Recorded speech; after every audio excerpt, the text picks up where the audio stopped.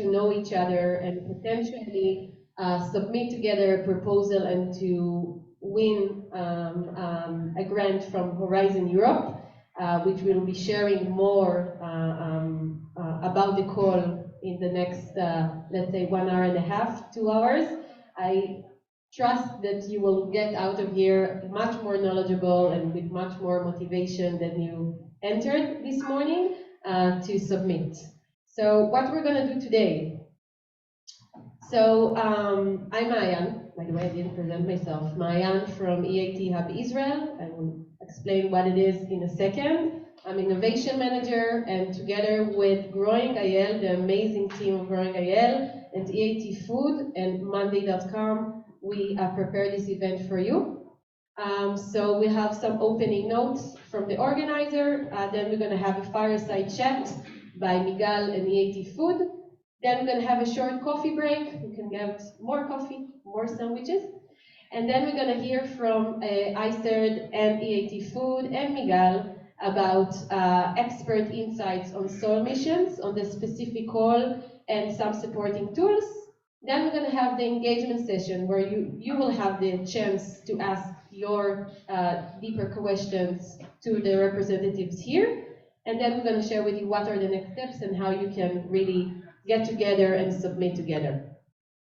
So, what is EIT? Just to be on the same page, EIT is the European Union Institute for Innovation and Technology, established around 15 years ago by the European Commission and Horizon 2020, before Horizon Europe. The goal of EIT, as you can see from here, is to take ideas from lab to market and to change this European mindset to become maybe a little bit Israeli, and to really get out there and to sell the products and to really scale. You can see the beautiful triangle. This is called the triangle of knowledge. This is the business model, if you want, of EIT. It includes more than 3,400 partners. We're talking about industry, academia, research centers, everyone in the ecosystem who supports startups, that they are paying to EIT a yearly retainer, and this is how they are exposed to startups, to data, to opportunities. And I'm talking about all the big names like Bosch, PepsiCo, Merck, universities, municipalities, hospitals, all of them are involved in EIT.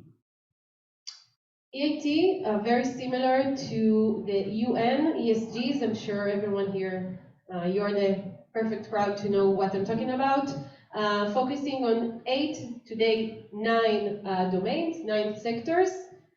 They call it KIC, you can see below, Knowledge and Innovation Community. And each one of those KICs, they has their own physical hubs around Europe, their own programs, their own projects, teams.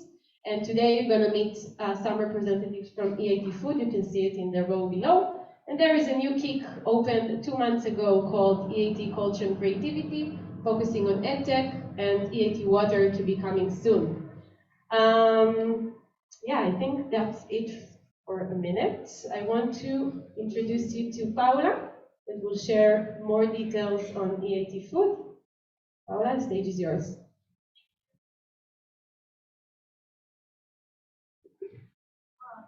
Hello to everyone. Nice meeting you. Well, Maya already explained everything about EIT Food, well, EIT, and then now EIT Food. So as she said, we are divided in EIT by thematic areas, and we are from the food.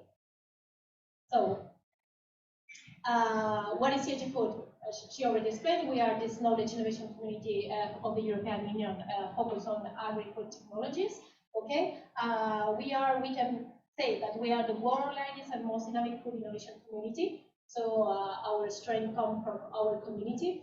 And myself and my colleagues are here today. We are based in Spain because the EIT Food is divided in 3 regional offices. So we cover these 3 regions that you can see in different colors. So we will have the northeast regions covered by our office in Poland. Then we will have the green one, and the central office will be Germany. And then our office in Bilbao, in Spain, we will cover all the countries that you can see now in blue. And we work all together, but we are like regionalized by countries.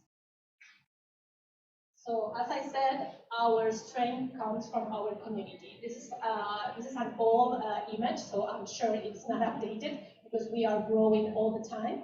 So this is more or less our community. So it's very unique because it brings together key players from across the whole value chains, from companies, investors, and universities, research centers, and so on. So we are growing and growing every day.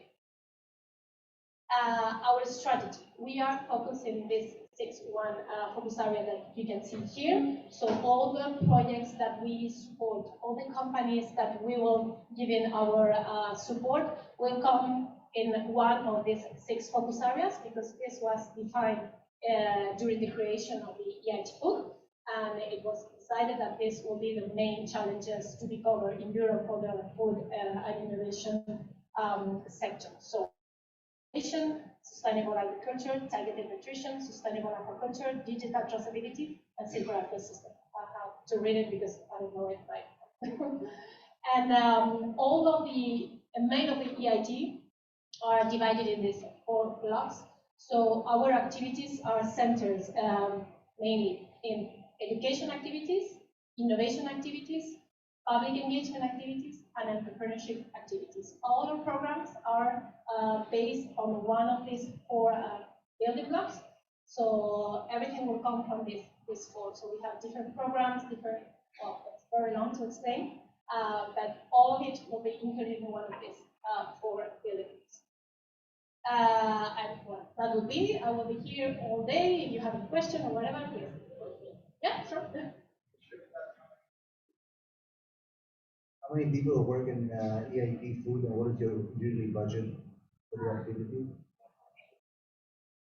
In EIT Food, we are right now around 200 people, all over Europe, no EIT Food South. So we are running 180, 200 people, and the total budget right now is, I would guess, 500 million, right? Yeah, sorry, because we just changed it in 2023. We have 350 million, and now we get 500 million for the European Commission for the whole organization and all the programs we manage. Thank you very much, Paula. And if you have more questions, so you will meet Paula in the next session as well. So jumping back to EIT of Israel, a few years ago, EIT decided to launch a project called EIT Global Outreach, where they opened in leading ecosystems around the world physical hubs. Very naturally, the first hub that was established was the Silicon Valley. This is our parallel hub here in Israel. The second hub in Tel Aviv 4 years ago. And now we're launching the global platform where more hubs outside of Europe will be opened of EIT in Morocco, Africa, UK, and more US locations. So stay tuned. And this is the beautiful bridge that we're trying, hopefully successfully, to build between the European ecosystem and the Israeli ecosystem. This is our goal, to create synergies between the 2 ecosystems and to build as much as collaborations based on innovation and technology. I will skip the impact because we don't have a lot of time, but what we do is basically we support each stage, each phase of the startup life cycle. So for each stage we have an answer, we have a project dedicated for the startup, and more info you can find later on and in our social media. Without further ado, I want to invite Yonit from Growing IL to share about their activities, and here you go. Hi everybody, good morning. It's always exciting to see the ecosystem come together face to face, but I really want to thank you all for coming here today. It's such an important event. We all know how innovation is crucial to solve global issues and global crises that we're facing these days, and this event aimed to provide soil health solutions is so important, so I think it's just amazing to see everybody come together for this important cause. I'd also like to thank our partners, EIT Food and EIT Hub Israel and Nations, for this just incredible opportunity for the ecosystem. And on behalf of Growing IL, we're very, very glad to partner and be a part of this just incredible opportunity. So Growing IL is Israel's AgTech community. We are a joint initiative of the Ministry of Agriculture, Ministry of Economy, Israel Innovation Authority, and the Israel Innovation Institute, which is actually the nonprofit operating our community, alongside 5 other innovative communities in different sectors. These are a few of our funding partners. And if you want to hear more information about the Institute, please feel free to reach out during this event. I'll be here on the floor. We promote the ecosystem, or we operate out of the notion that startups don't just grow in a void, they need a platform that supports them. And that's what we try to do while bringing all the ecosystem and the major key players together. Our vision or our mission is to support the Israeli AgTech ecosystem, to place Israel as an innovative hub in the field of AgTech, but also to implement these technologies back into the traditional agricultural industry in order to tackle the world food crisis. We've been operating since 2018. Throughout the years, we've created thousands of connections between the different players composed in the ecosystem. We have over 6,000 community members. We're in touch with over 100 different investment entities operating in the field of AgTech, and we're working with over 500 companies and startups in different levels. Our community is composed of all the key players, from investors to startups, agribusinesses, corporates, government, NGOs, name it, they're here, and we really try to bring them all together to create collaborations, explore synergies, and really strengthen the ecosystem. Our community activity is divided into 2 major levels. On one hand, we try to develop the ecosystem through different events, conferences, workshops. We have tools on our website, such as the mentoring program, government funding tool, where you're actually going to find or be able to find later on the opportunities provided here during this event for your convenience. And we also have an investors map where we mapped over 100 different investment entities operating in the AgTech field for startups to do their homework, communicate with us, and then we try to make these connections. And we also do on a daily basis connecting the different key players between one another using our very thorough and amazing database, which we actually try to, or we actually work to update on a daily basis as well. In addition, we work to implement through open innovation processes. We offer the industry a bridge to the startups. We try through short-term or long-term processes, it really depends on the partner, to provide solutions from within the AgTech ecosystem to identify challenges and needs in order for them to learn how to work together and speak the same language, which is innovation. Last and not least, I'd like to invite you to the AgriVest conference. Save the dates, November 6th, Israel's main AgTech event happening in the near November. Save the dates and stay tuned to more information. And I'd like to just close Growing's spot by saying that I really hope that the information provided here today will be found useful and will help you apply to these just incredible opportunities. If you have any questions, we're going to be here. My peer, Chen Khatab, our community manager, is here, and we'd be glad to answer any questions you might have. So thank you very much, and let's be in touch. Yeah? Thank you. What is the difference between you and Startup Nation Central? It's a good question. I think Startup Nation Central is focused in other areas. Our main focus, our target audience, is the ecosystem, the startups, all the different players in the ecosystem. We really try to bridge and give them every opportunity possibly to strengthen their activities. I think SNC are working with a lot of delegations, and they have the Finder. And I think the key, or what we try to do, is to work with everybody. We find SNC a very important player in the ecosystem. We actually launched a startup map for 2023 with SNC last year, and we work with them in collaboration. They actually were our funding partners at the beginning of Growing IL, and we try to create collaborations that will offer the ecosystem more opportunities. So I hope that answers your question. We have time for questions later, sorry. Sorry, I took your mics. Sorry. Thank you so much, Yonit and Brian Gael, again for this amazing collaboration. I want to invite our next speakers. I hope you're ready for this fireside chat talking about living labs for soil health. So please find your seats. I want to introduce you to Eric Ben-Meir from IGAL and Melissa from EAG Food. Guys, put your mics, and you have another one here, and good luck and enjoy. Thanks.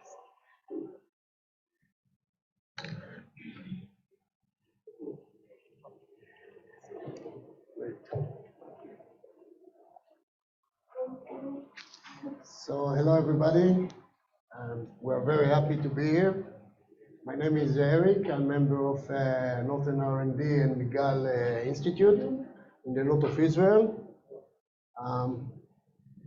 Everyone, my name is Melissa. I come from Spain, and I'm working for EIT Food for the South region for the agricultural projects. We will have some time to talk about that later on. Great. So I will try to give the context of and the background why we are here. And actually, what you will see now, you have seen many times before. It's all the situation that we are coping right now. So everybody knows the only slide that is missing, it's the handful of soil with the seedling. I didn't put it, but you can imagine how it looked like. So our challenge is to feed 10 billion people 2050. Agricultural sector is in charge for about 20% of greenhouse gas emissions. If you break it down to the production, you see that 26% of it is regard food production. And if you break down, you see that only for food production, co-production is about 27%. There is overexploited area and increasing of water stress and decreasing in land. Soil erosion is a trend that is, we see it more and more, and the difference ICPP projection in the different, it will increase. So we have a lot of drivers of food insecurity regard one of them, the climate change. We see a lot of economic factors, wars and COVID, political and social factors. So we need to, we see a lot of trends.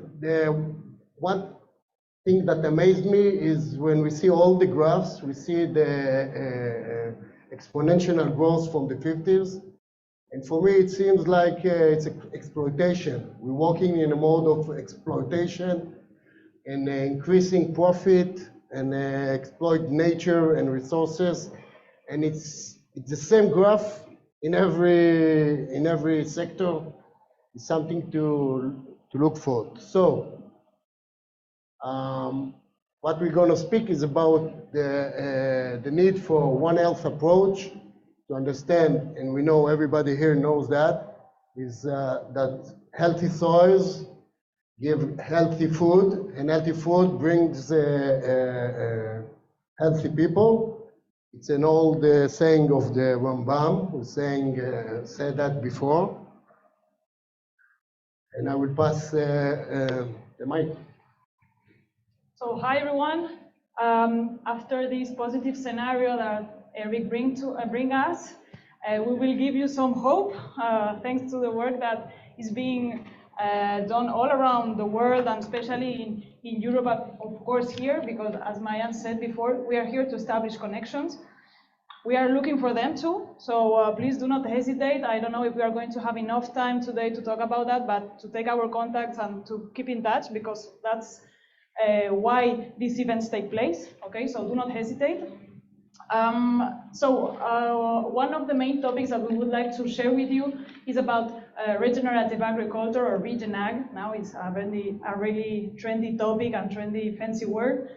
And how we are trying to scale it all around Europe through our programs and through also the research that is being done in different countries, okay? And here today in Israel.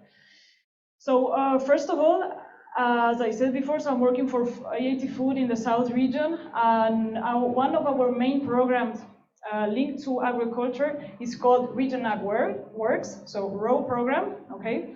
And what we try to do here is to scale Region Ag practices in the industry with COPs through farmers, always, putting always the farmer in the center of our conversations.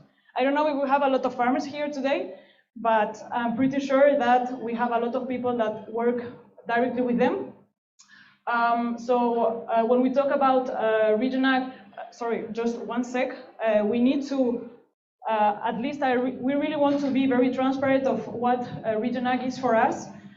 So of course it takes into account everything that belongs to biodiversity and embrace life and biodiversity. How? Minimizing soil disturbance. So we of course try to encourage no-tilling practices. Always taking into account that farms are business, farmers are businessmen, and they need to have an income. So this is always our main focus, is we try to guarantee them that those practices will be, from a financial point of view, sustainable. Otherwise it makes no sense.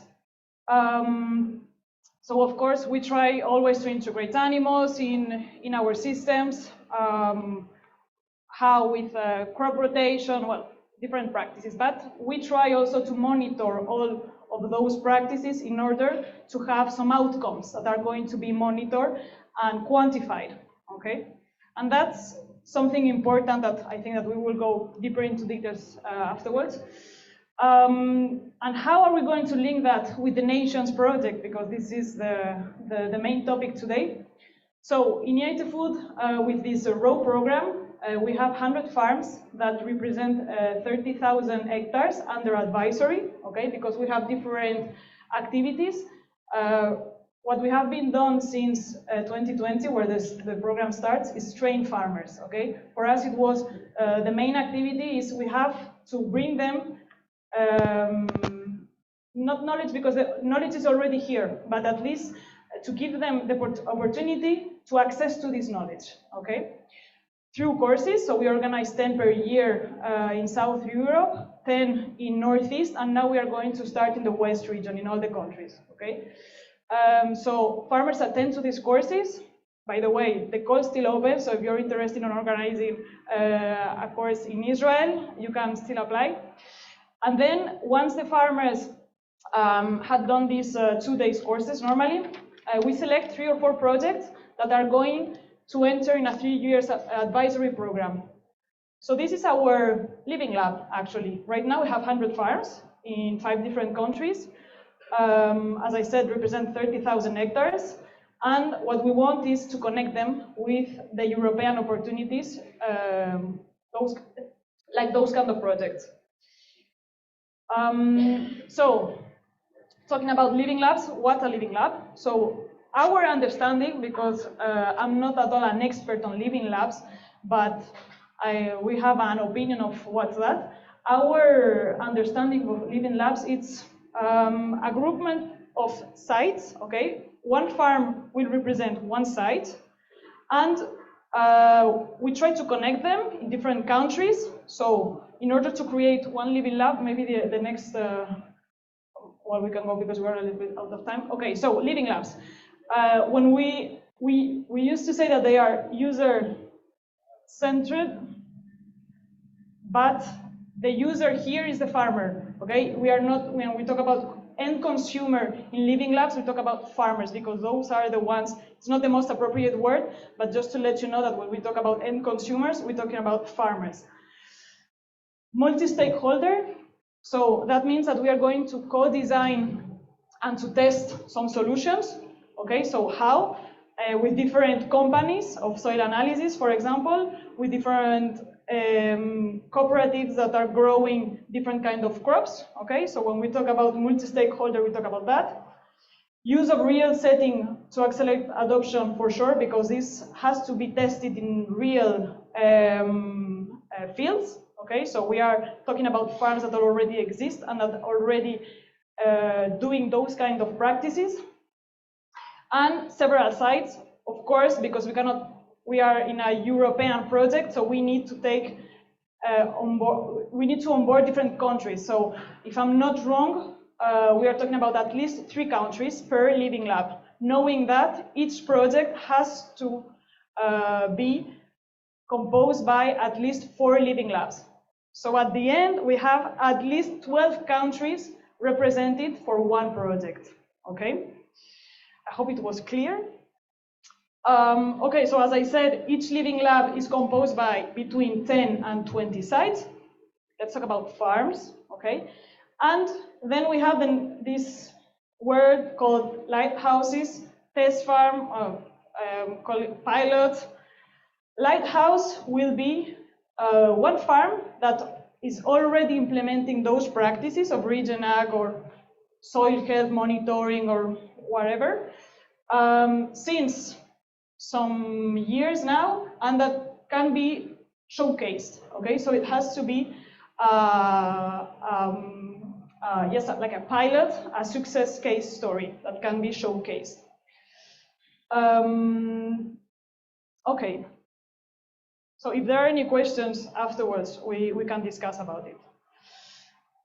So this is, I think, quite interesting slide because it summarizes more or less all that has been said. So the scale, regional or sub-regional landscape, of course, in different countries, different sites.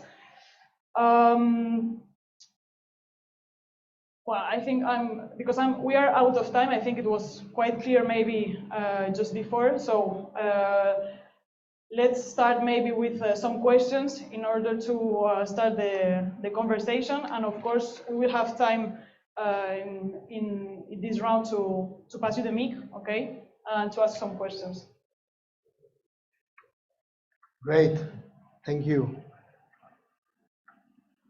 Sorry. So, if we're talking about challenges that we need to cope in order to bring regen ag as the main practice for food production in the coming years, in the future.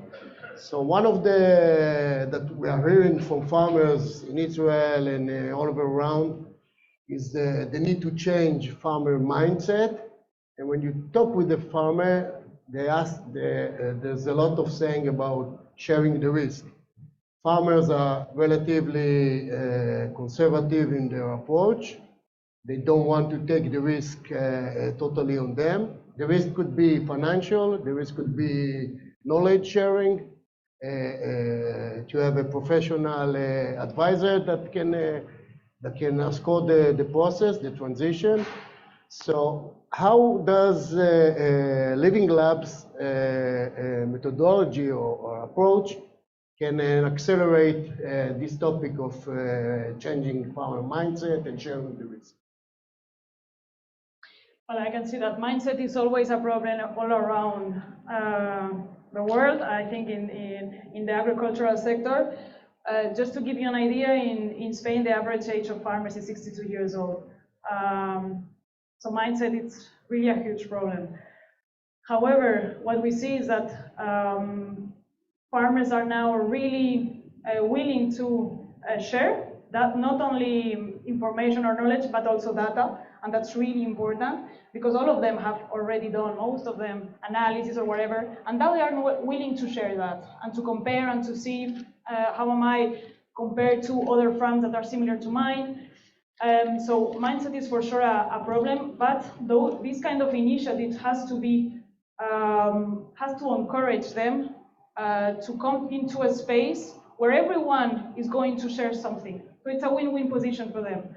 And what we see through our program is that once they see that everyone is sharing, actually at the end, it's not a real problem, and everything is quite transparent.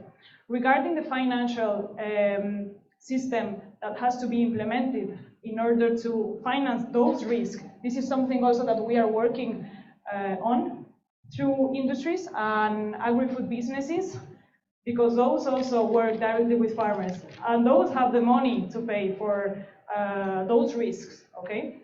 So right now what we are doing is creating projects with corporates that are willing to pay for those risks that the farmers are going to engage if they transition.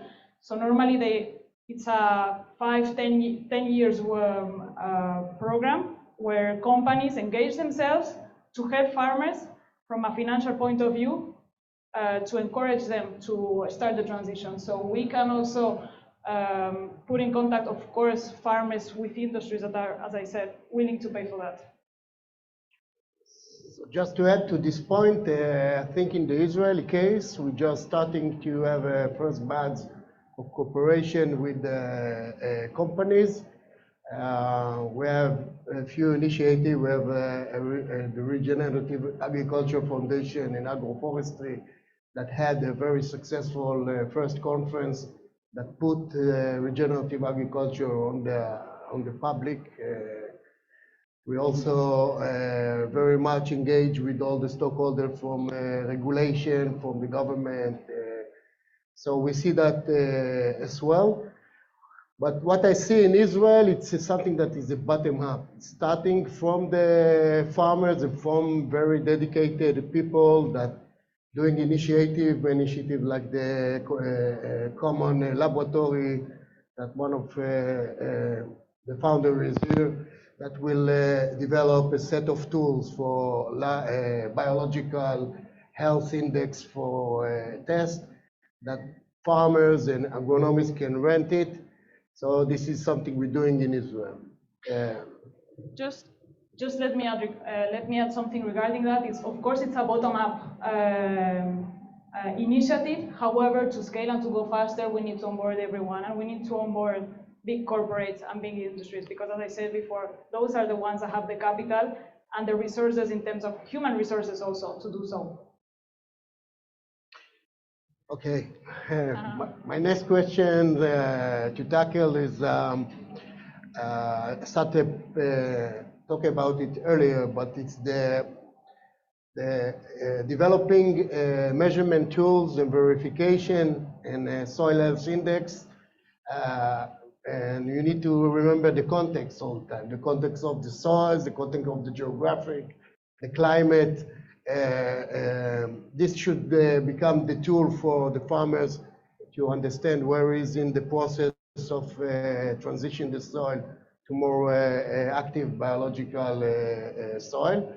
So my question again is, how can we utilize the platform of Living Labs in order to bring practical tools to farmers to assist them in the day-to-day practices?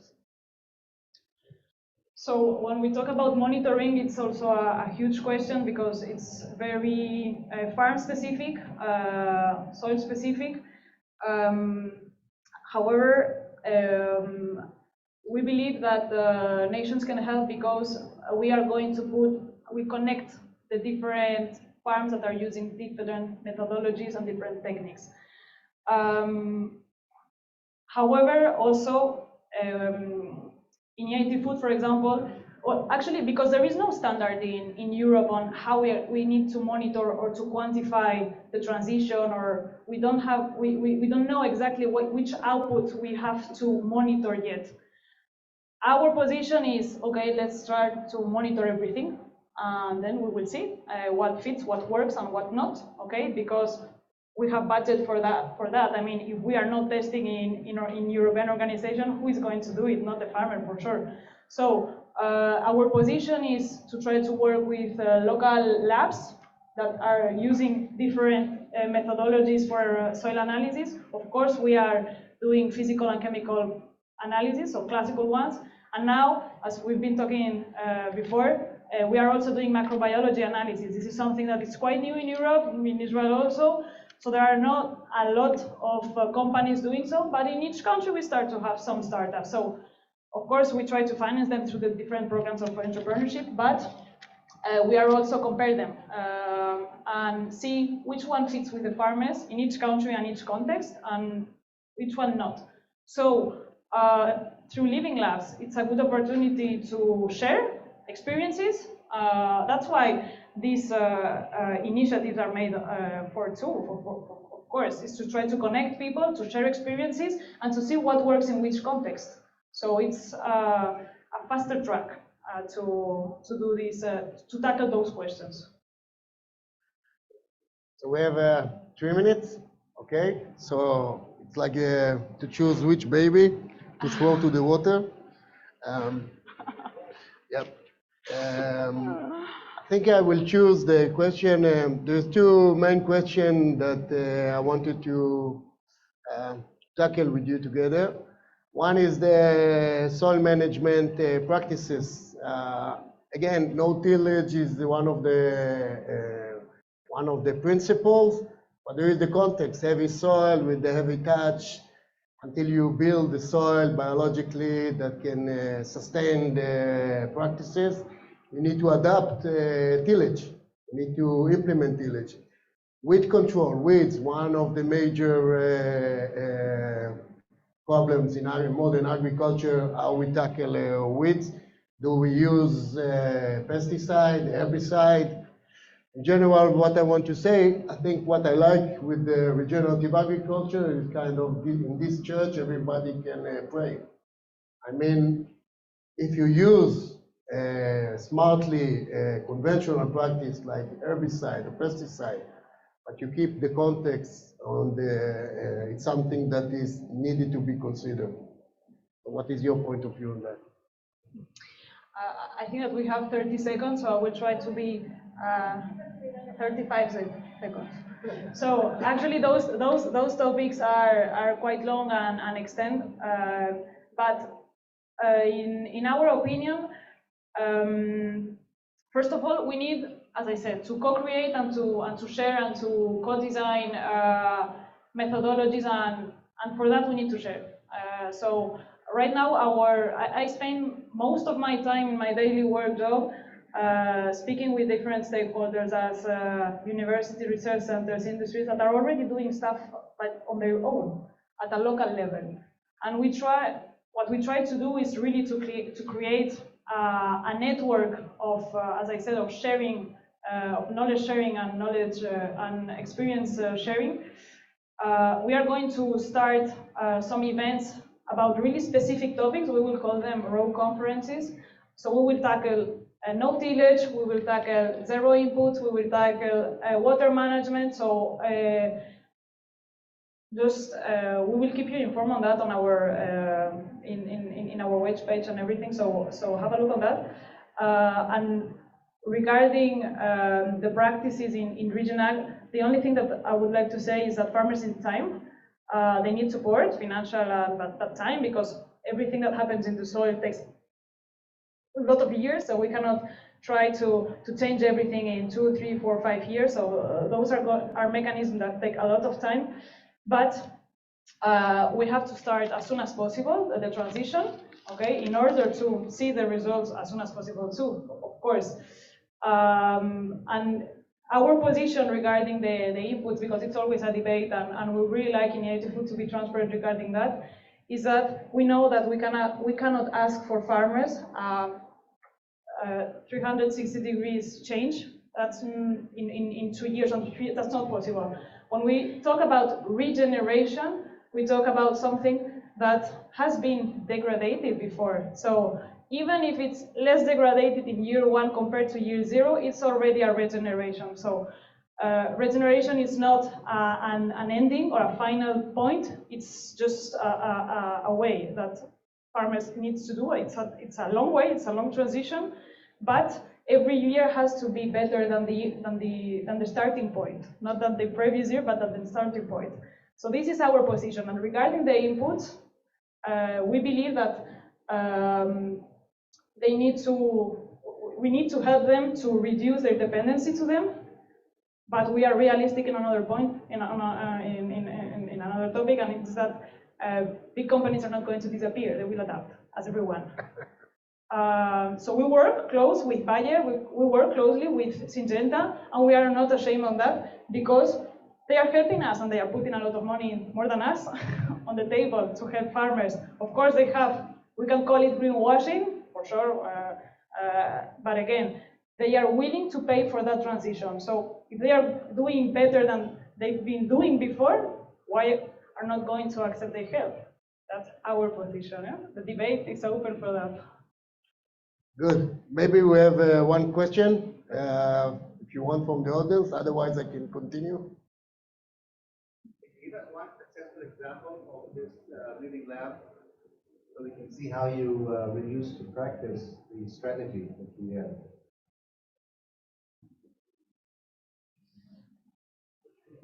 Well, one example of Living Lab, it's quite an ambitious question, because I don't know if it's successful or not. What we are going to consider a Living Lab in our case is our network farmers, as I said, the ones that are in our advisory program. So we have a 3 years advisory program that onboard farmers, okay? And those have been, we are monitored soil health in the farms, biodiversity, water, and economic parameters since 2020. And we have already 3 countries, Spain, Portugal, and Italy, in our program. So for us, this will be one Living Lab, okay? Of course, we can integrate more countries for sure, but we have the minimum that it's 3, okay? But to create a proposal, we need 3 Living Labs. So we need something that similar that of what we are doing in other countries, that take it into account different countries in order to present a proposal with at least 12 countries, okay? What we are doing, our work with those sites, because each farm will be considered as a site, we are going to select some of them, the most successful one, the ones that have been testing since longest time, maybe 3 years before they enter into the program, and to select some of them to be lighthouses in our Living Lab. Okay, so thank you very much.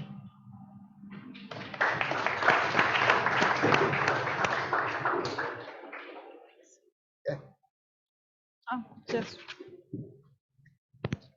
Thank you guys so much. This is not the last time you're gonna see Eric and Melissa. They're gonna stay here and be with us in the engagement session that will be taking place later on. I don't know if you already need it, but we're gonna take a break right now. Let's take a 10-minute break and we'll come back here in the next part. I think we're just on time. Without further ado, I want to invite Asaf Aaron from ISERD, from the Israel Innovation Authority. Asaf will share more insight and shed more light on what is Horizon and all, how do you apply, what is the process, and he will open it also for questions if there will be, from here and online. And later on, we're going to invite Igal from Igal as our success story, Living Lab success story, to share his insights. So, Asaf, the stage is yours. Thank you, Mayan.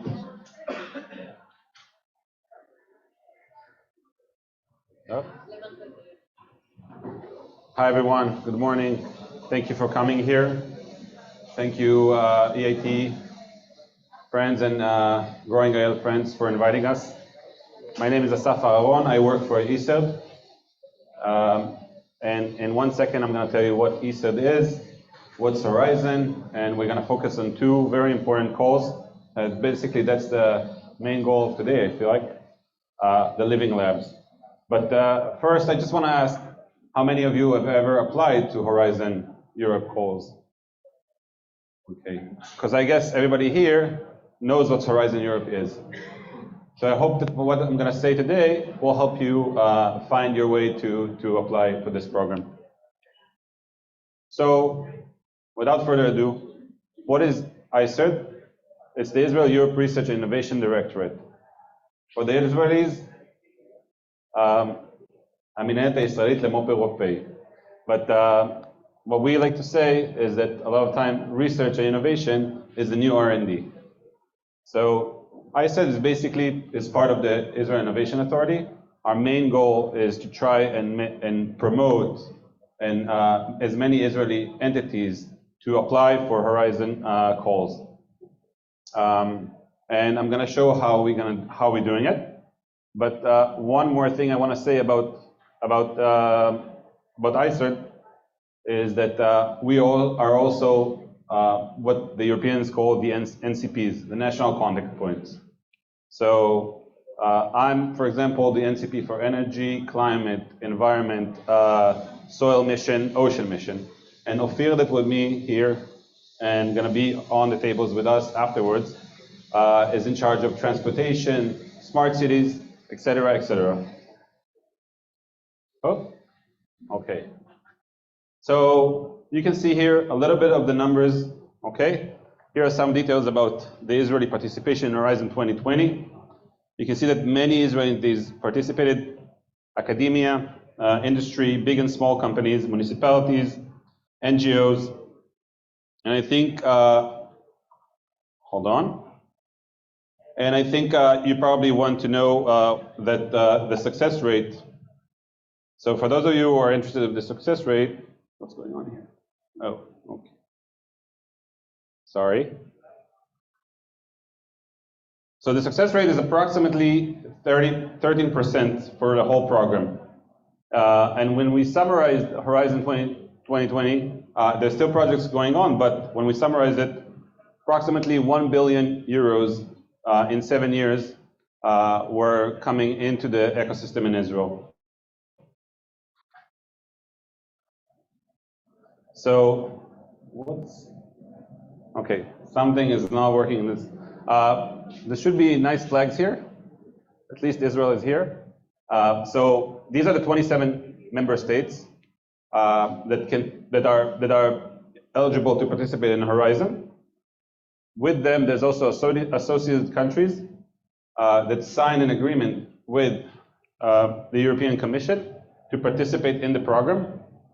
Israel is an associated country. There are other countries that are about to join or will join soon, such as New Zealand, which is not in Europe, but they did sign an agreement. You probably ask yourself, what about Switzerland and the UK? So at the moment, they're not associated countries or members, and they can apply, but the government in the UK and Switzerland will fund entities that win from the ecosystem there.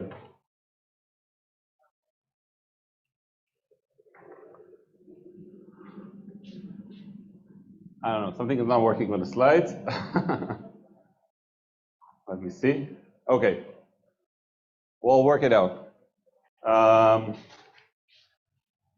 So this slide was supposed to show the structure of the program. Basically, there are 3 pillars, and inside there are many subjects. We're going to focus today on Pillar 2. Pillar 2 is the main program, or the main part of Horizon Europe. Most of the budget goes there. It's divided by clusters, and Ophir and I are part of the department in ISA that's in charge of life science, health, environment, energy, everything I said and what she said, and there's another guy doing health and agriculture. And Chaval, but you could have seen the numbers. It speaks for itself. So what are the conditions to participate? The basic condition to participate is at least 3 entities from 3 countries. One of them has to be a member state. Okay, entities can be NGO, government, municipality, startups, big companies, you name it. Everybody can join. And I believe we heard before that in order to succeed in the Living Lab, in order to participate in Living Lab, you have to have a multidisciplinary mixture of partners. It's very important because you need to bring all the stakeholders, farmers, researchers, new technologies, municipalities, it's in their territories, all of them are stakeholders. Let me see. One of the participants in the consortia is the coordinator. And this is also an important thing to understand. So when you try to apply to a call, if we take the two calls that we're talking about today, in soil, the Living Labs, and you'll have to find a coordinator. The coordinator is the person that basically, at the end, submit the proposal, and he's the one that's signing the agreement with the European Commission. And if you're a participant, you're going to sign an agreement with the coordinator.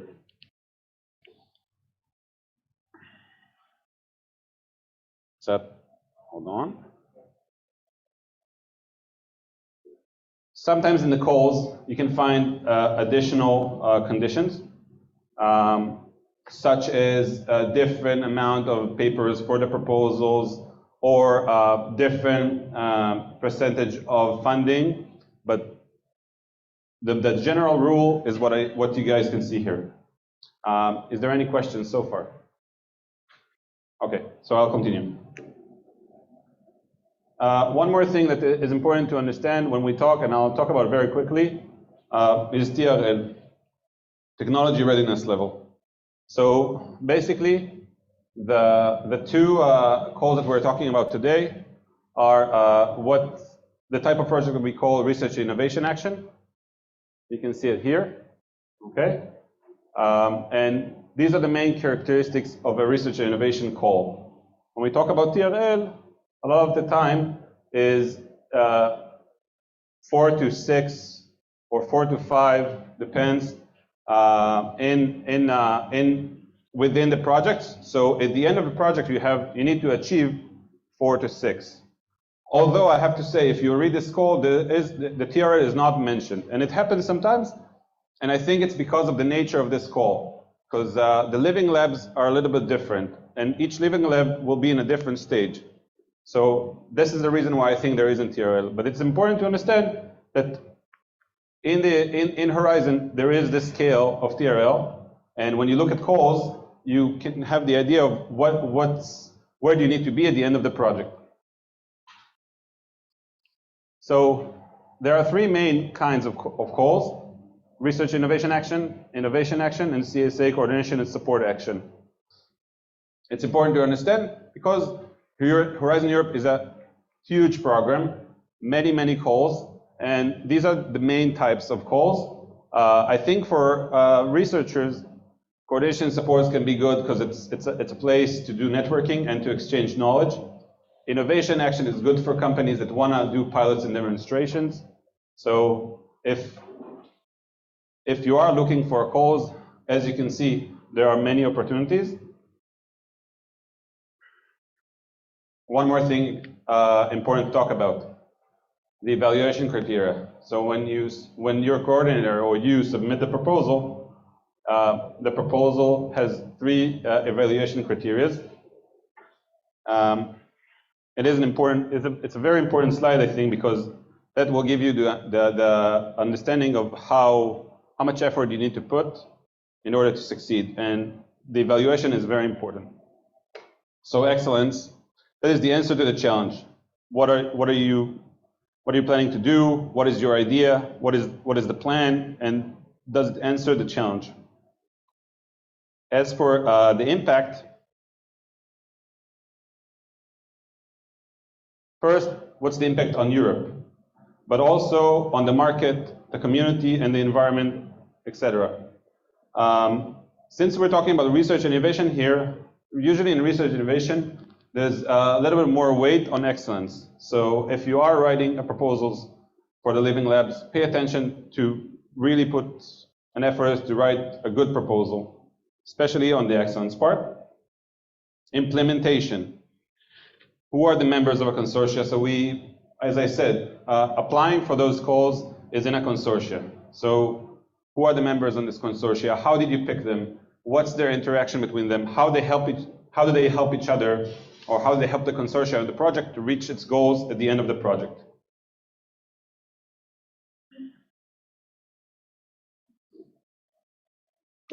Okay, so a little bit about the timeline.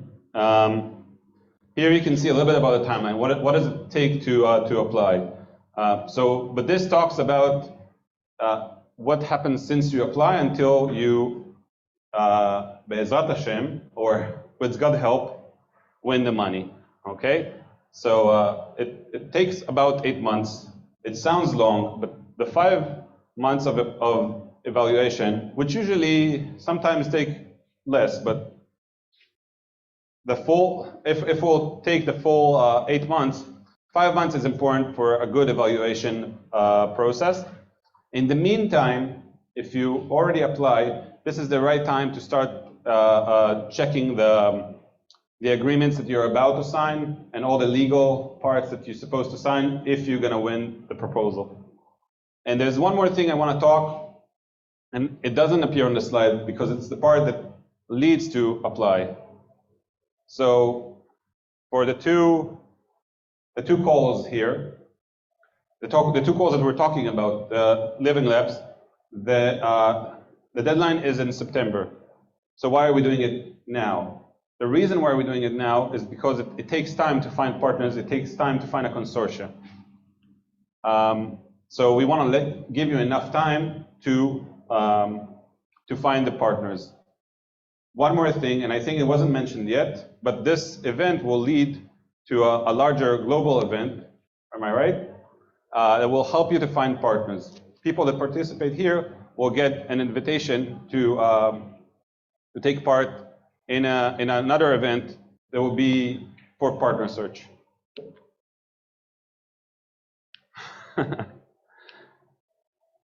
I don't know what's wrong. That's okay. זה כאילו... כי צריך לשמור את זה?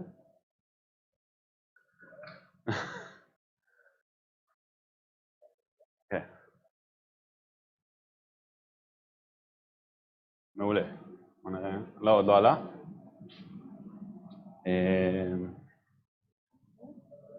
טיפה לפני.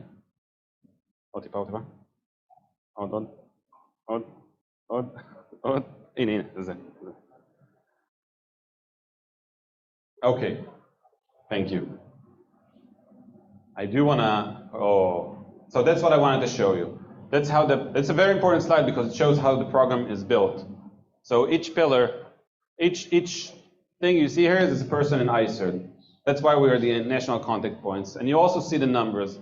So for climate, energy, and mobility, there's 15 billion euros for 7 years. Altogether, it's over 100 billion euros for 7 years.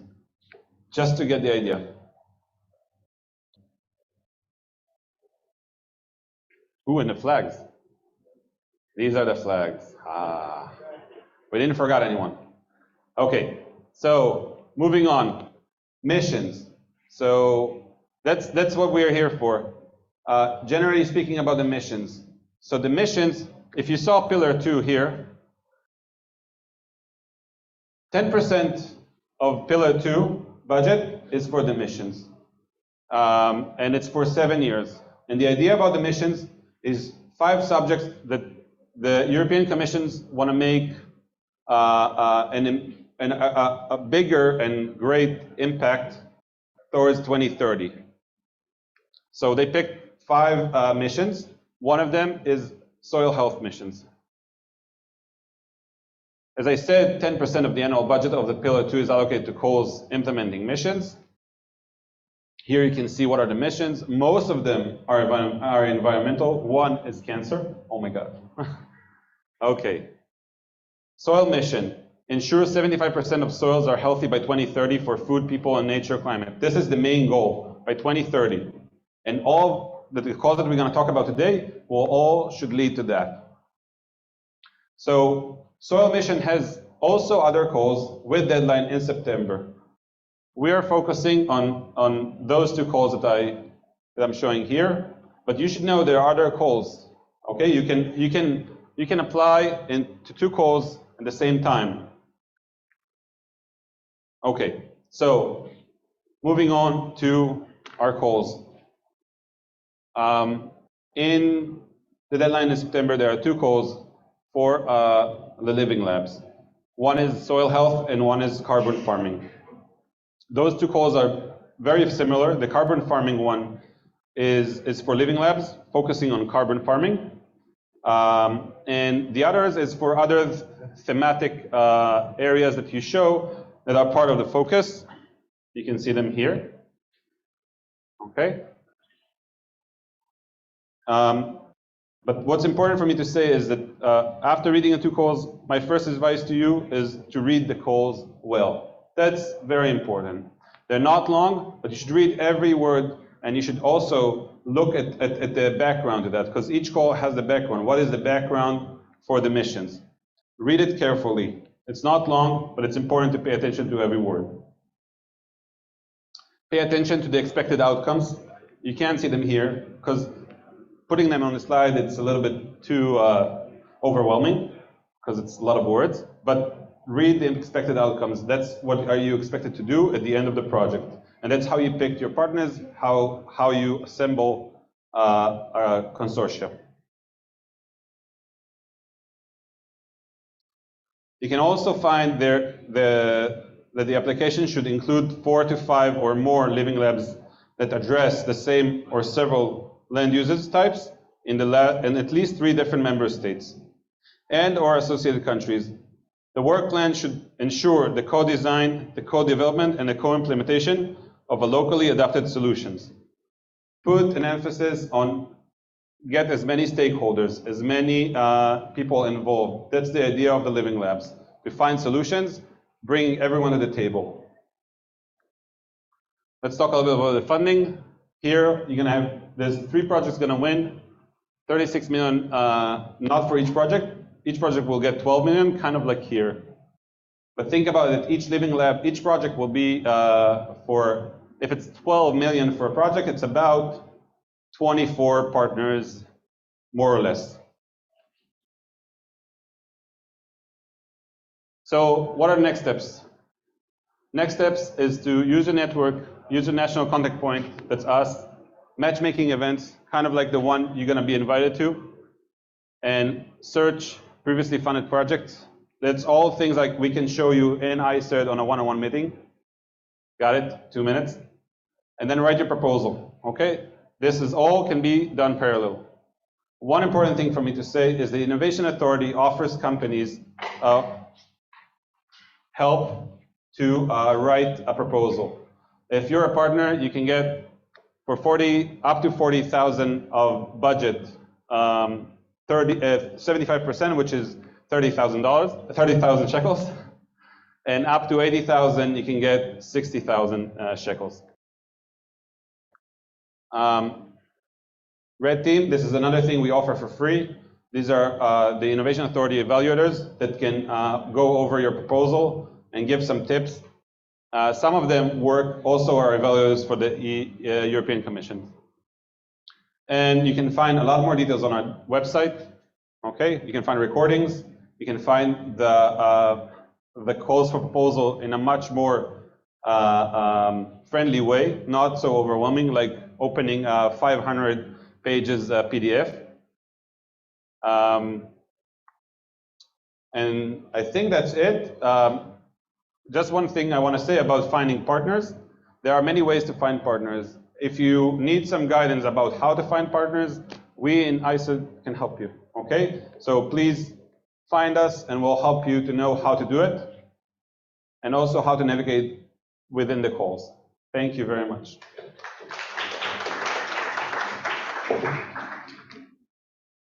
Thank you very much, Asaf. You will meet Asaf later on in the engagement session in about 15 minutes. So stay tuned. Let me just switch to our presentation. I would like to invite Idan from Igal to share the success story of Living Lab Igal. So thank you so much. Does he need this? Oh, yeah.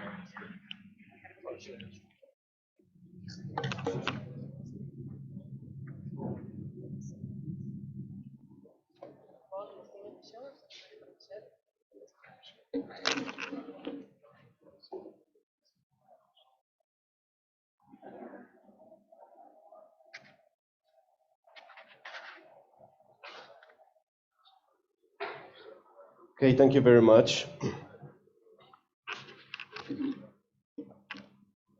Hello everyone. Thank you for inviting me, and thank you for regarding Migal as an exemplary use case slash success story. Just a very quick, unexpected remark.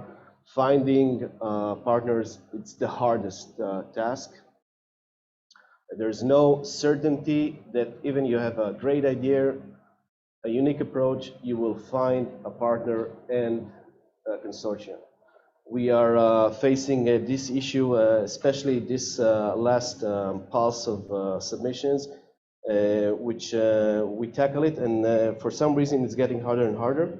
So, and I'll refer to it later. So first of all, let me briefly introduce Migal Institute.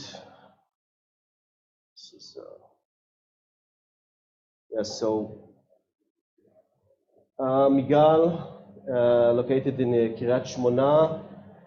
Our goal is to lead outstanding and impactful research while collaborating with industry, academy, and research institutes.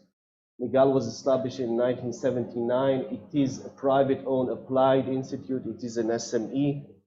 It's owned by the Galilee Development Company, funded by the Ministry of Science. It is the biggest research institute in the Galilee. It's considered by the Ministry of Science as a mega R&D.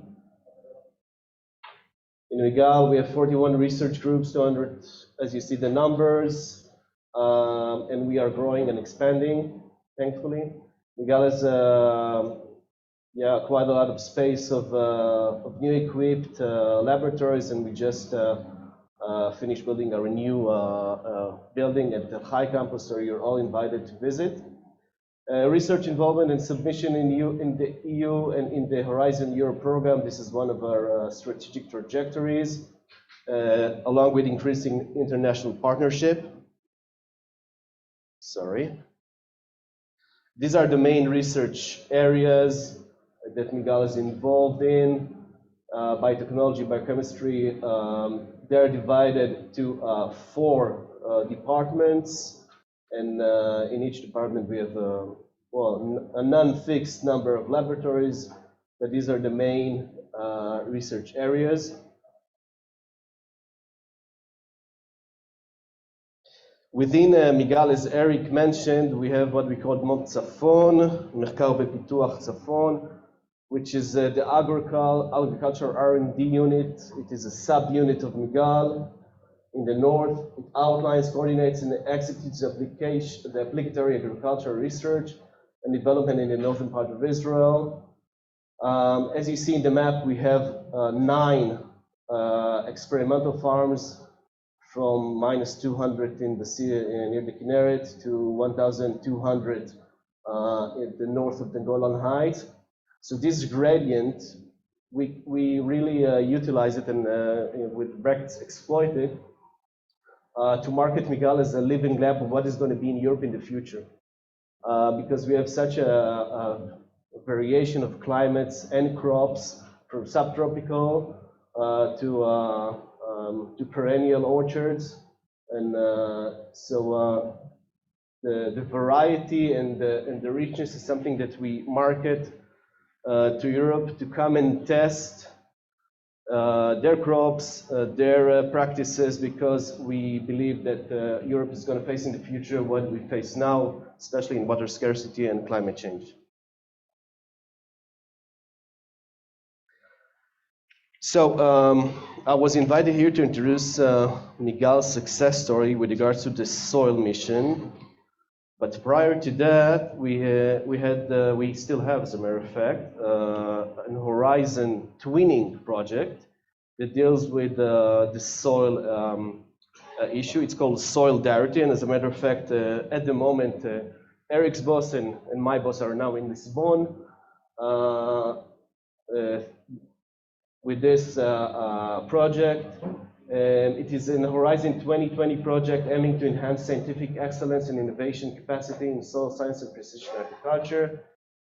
The project focuses in Portugal, where soil faces considerable challenges due to management and climate change, erosion and overexploitation. Solidarity especially facilitates the cooperation between the coordinator, which is this Portuguese institute, and two leading research institutes, MIGAL and the University of Ghent from Belgium. So we are basically the professional facilitators of this Portuguese institute. There's a website, you're invited to look and to be impressed. Okay, so the project at hand is Project Soil. Soil, I think we can actually call it as the continuation of Nations, the project that everyone is speaking about here. It is coordinated by ENOL, which is the European Network of Living Labs, which is a roof entity in Europe that coordinates and supports and deals with the living labs in Europe.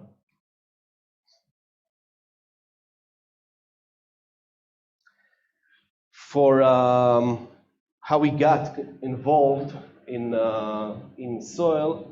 So basically soil was submitted as an answer to this topic, the Horizon Mission 2022 Soil 0108. As you can see at the bottom, there were two very, as a matter of fact, new to us, two parameters. One is the FPA format, the Framework Partnership Agreement that we didn't really know what it is. It is a format together with IA and RIA and CSA, which was new to us. And that very strange figure here that we didn't know how to really refer to it. We never saw a Horizon call that has no budget allocated to it. So what I was asked to portray to you is how, well, our experiences and with joining this consortia and how was the process. I should say that the process for us was 5 minutes. The process for us was seemingly quite easy. It was a matter of an email and then a Zoom conversation. So what I mean that we were invited to this consortia. Okay, so what I want to portray here is what are the foundations and the infrastructure in MIGAL that brought us to this stage that we were invited to such well, a huge consortia. It has, I think, 56 partners, very big partners. We were, to be quite honest, one of the last partners to be involved. There were already above 50 partners, and we were lucky and thankful to be involved in this submission. So, soil is a tool of the EU as a continuation of Nations to reach this goal by 2030, which what Asaf mentioned, the mission goals by 2030, and also to create 100 living labs and lighthouses for soil health around Europe. So soil is one of the tools to achieve this goal. It has an uncommon, well, for us, let's say, way of managing this consortia. As you saw, it has no budget allocated. So what we are entitled to, we are entitled to create a consortium from within this 50 plus partners, and also partners from outside this consortia, and to apply to the same topics as Asaf mentioned. There's the 8 and 9 mission calls that deal with living labs, and then we have an allocated budget for that. But it's the same evaluation. We can create a consortium, we can write a nice proposal, and we can submit, but we can be rejected also. So it's still the same competitive attitude. It is not promised for us. The FPA is going to last till 2028, this partnership agreement. Within it, we have 3 submissions. what is called a specific grant agreement. They're going to be in 2024, 2026, 2028, so we can apply 3 times to the mission, to the soil mission, and hopefully be approved like any other consortium. So when I'm talking about the foundations in Migal and the infrastructure, I want to start from the institutional level. Resources and grants recruit with special emphasis on the European funds is one of the 5 strategic trajectories Migal is focusing on for the next years. A few months ago, we had a 2 days brainstorming of all the research staff in Migal of how we're gonna reach these 5 strategic trajectories. And one of them is resource and grants. Within Migal, the research authority in Migal, what is also called the Office of the Scientific Director, we have a dedicated subunit that I'm a member of it that deals only with European funded grants. It's called the European Wing of the Research Grants and Project Office. We are 1 professor and 2 doctors in that subunit. Every new recruit, researchers that comes to Migal has to go through what we call in the Army Office Tiulim, and it has to pass through us, through the European wing. We make an appointment, and then at that appointment he comes and he tells us about his research activities. Then we get to know him. Okay, we ask him to compile a 1-pager that we use as a marketing tool. And the most important thing, we indulge him to start his own networking. If he goes to a conference, if he goes to a workshop, beside the lecture that he has to deliver, we emphasize that he has to come back with connections. That's, for us, it's a must. I don't have enough time, but at the European wing, 2 minutes? 1 minute. At the European wing, we have an internal debate that sometimes we babysit the researchers, but we screen all topics in all work programs. We select the specific topics that we think, according to our acquaintance with the research, that fits him, and we send it to him, and then we discuss it, whether it's relevant to him or not. Of course, there's a process of fine-tuning, but finally, this is what I try to portray here, the DNA, the inherited institutional DNA in Migal that takes European research on very, very, very seriously, and accordingly invests resources, of course, human resources and money-wise. I have some more slides, but yeah, just that. Be proactive for the researcher, be flexible. I want to tell just a suffer remark. We've seen consortia that started writing their proposal months ago, months before submission. We've seen consortia that started writing their proposal 5 days before submission. There is no certainty, and we saw them win. So I cannot really I mean, I can relate, but you have to be flexible, and you have to, and if you have the chance, say yes. That's it. Thank you very much. Thank you so much, Idan. And Idan, are you staying around or Yeah, leaving us? yeah, of course. So we can find you in a second.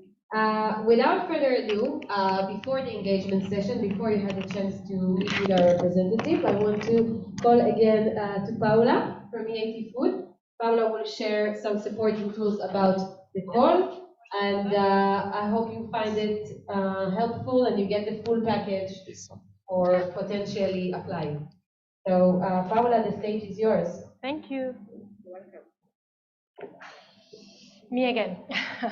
Okay. I will take the opportunity to, well, we already introduced the calls that we are supporting today. So we are the EIT Food is part of the Nations project, okay, which is a CSA, where coordination and support action. And our objective is to promote these 2 calls to ensure that all the countries, member states of the European Union and associated countries like Israel are well represented in the call, so that we get to have good applications from all the countries involved, okay? So this has been explained already. We have this call open. We'll close on the 20th of September. And this is the objectives of the soils mission that have been already presented. And carbon farming will be only covering the objective number 2. And the topic 0108 will be covered the rest of the objectives, okay? So, which is the soil mission goals and implementation. The European Commission is aiming to fund the creation of 100 living labs and lighthouses. The term living lab has been heard a lot today, but I think you already know more or less what it is. But actually the main objective is to give visibility to the soil as a crucial and unrecognized societal asset and public good, okay? This bottom-up approach and complementation of mission by researchers involve always land managers, regions, and businesses. This would be the 4 building blocks of the missions. I'm not going to go through this right now. I prefer that one, which cover all the sectors, all the stakeholder actors that should need to be involved in a proposal to this call that we have discussed here today to the topics that we are applying. So if you are thinking on creating a living lab, we already mentioned that you will need to have 10 to 20 sites involved in similar objectives, similar technologies, similar challenges, okay? And but you will need to involve the different stakeholders of the whole value chain. So we will need people from the government, we will need academia, we will need citizens, and we will need industry. So that's very important to have a successful proposal on the call we are discussing here today. What do you need to consider when setting up a living lab? Well, this is like very general, but you need to think, I will focus on the users. Melissa mentioned before that when we talk about user here, we are talking about farmers, okay? We should make a difference between consumers, actually, and the farmers. The users of the living labs are going to be the farmers. And if you don't have the farmers, I mean, you don't have any living lab, okay? So you will need to involve them very well. And the living labs need to have a very clear business model. So we are not doing that because it's nice, because it's greenwashing or whatever. We're doing that because we really want to set up innovation ecosystems, and we are going to have green business models out of the living labs, okay? So the European Commission is going to fund this living lab. It's going to provide 12 million to each proposal, which 4 to 5 living labs. We don't know right now how much money is going to go for each of the living labs, but you can make some figures. But they want this to be long-lasting. I mean, they will give you this 12 million, you will set the living lab, but then this budget would be for around 3, 4, 5 years maximum, and then you will need to keep going with this living lab without any more funding. So it needs to be self-funding at the end. So the nation's project is doing these events all over Europe. We are holding 45 events all over Europe to communicate about this call, to let us know that we are here to support you in the creation of the living labs. As you know, we are from EIT Food. EIT Food is partner of Nations projects.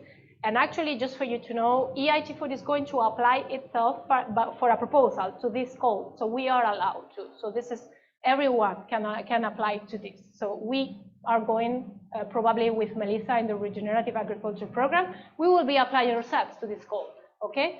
So we are open to discuss any idea you may have regarding your own proposal, and we are here to help, okay?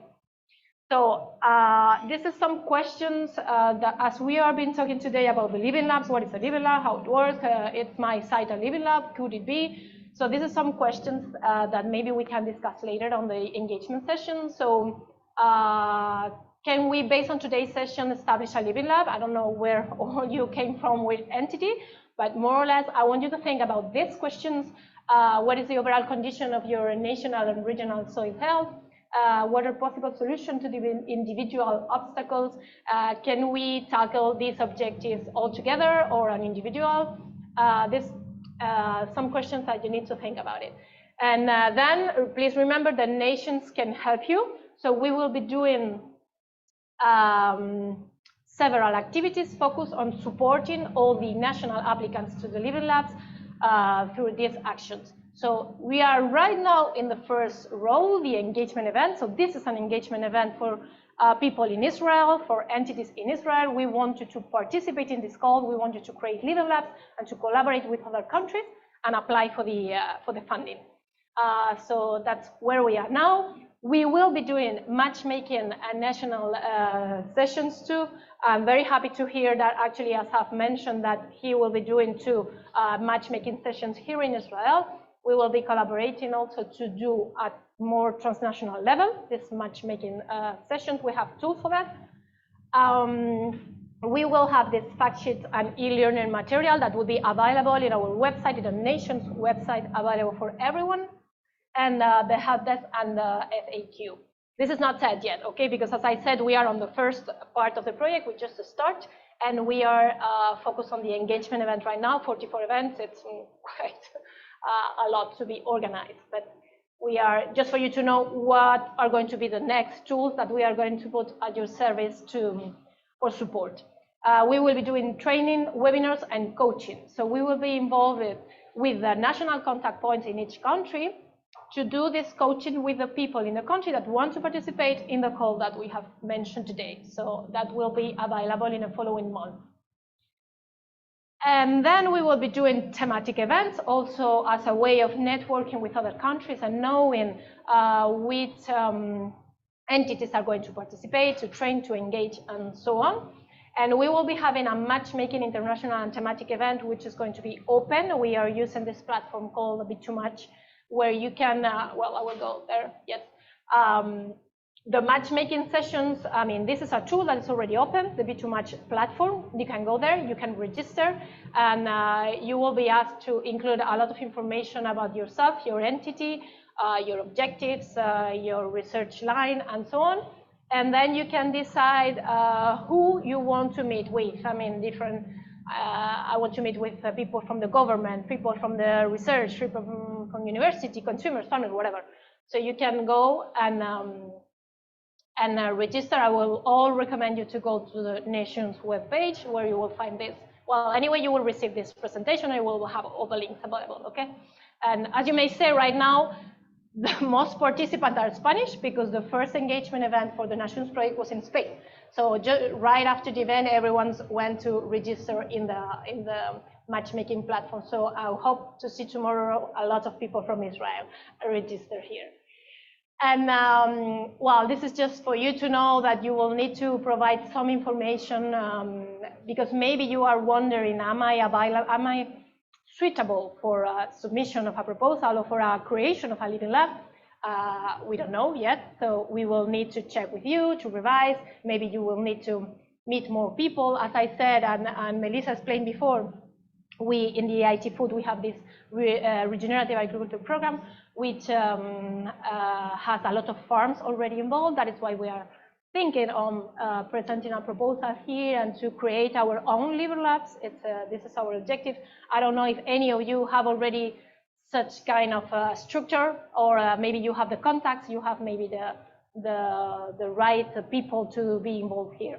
I don't know. So that is the platform it is for. So you will need to fill some information about your organization and well, all the forms to be completed. So we can do this better matchmaking. So I mean, if you are tackling the same challenge that people in Germany, I don't know, maybe we will put you in contact with them and you can have a meeting and discuss about your own challenges. Something that I'm not sure it has been said yet is that, well, we are very focused right now on the agriculture land, but all the land types are covered by this call. So we can have in a same project, we can have one Living Lab covering agricultural land and another Living Lab covering forestry or industrial or even urban soil. So we can mix it, okay? You don't need to have, you can mix it in the proposal, not in the Living Lab. The Living Lab should need focus on one land type, but the project will have 4 to 5 Living Labs. We have repeated this a lot today.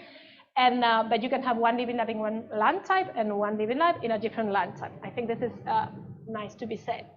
So it's important for you to complete this so we can do the better matchmaking. Okay, and then you will have like a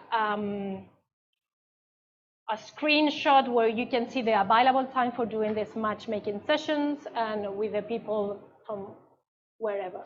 Okay, then you will be successfully signed up for the Source Nation and so on. Well, if you have any issue registering for that, just let us know.